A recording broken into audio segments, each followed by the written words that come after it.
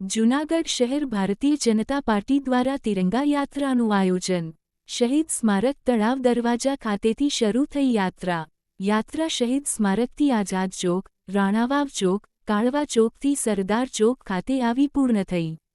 સ્થાનિક ભાજપના આગેવાનો રહ્યા હાજર।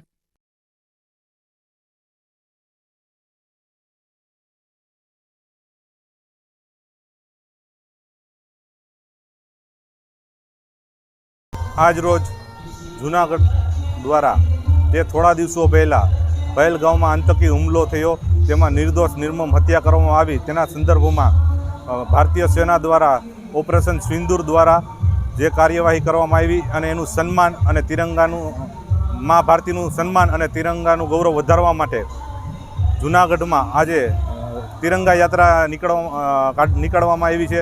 તેના સંદર્ભમાં માજી સૈનિકો અને જૂનાગઢની જનતાઓ બહોળી સંખ્યામાં ઉપસ્થિત રહ્યા, તે બદલ તમામનું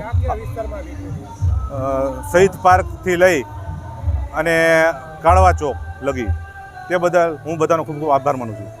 ની અંદર જે હુમલો કરવામાં આવ્યો અને નિર્દોષ આપણા 28 લોકોને જે જાન લીધા, આ નાપાકની સરકત અને એના જે અત્યાર સુધીના કરતૂતો છે, આ વખતે ઇન્ડિયાના હરેક માણસો હિન્દુ કે મુસ્લિમ એક થઈ અને ખાસ કરીને આપણી મિલિટરી, વાયુસેના, આપણી એરફોર્સ, હરેક લોકોએ જે રીતે પાકિસ્તાનની અંદર જઈ અને હુમલા કર્યા, ખાસ કરીને મોદી સાહેબને સલામ એટલે મારવી પડે કે એના નેતૃત્વની અંદર નક્કી કર્યું હતું કે અમે તમને નેસ્ત નાબૂદ કરી નાખશું અને એના 9 ઠેકાણા આતંકવાદીને 100 આતંકવાદીને માર નાખવા, બધા એરફોર્સ તોડી નાખવા, અને છતાં આપણને સહેજ પણ નુકસાન નથી કરી શક્યા।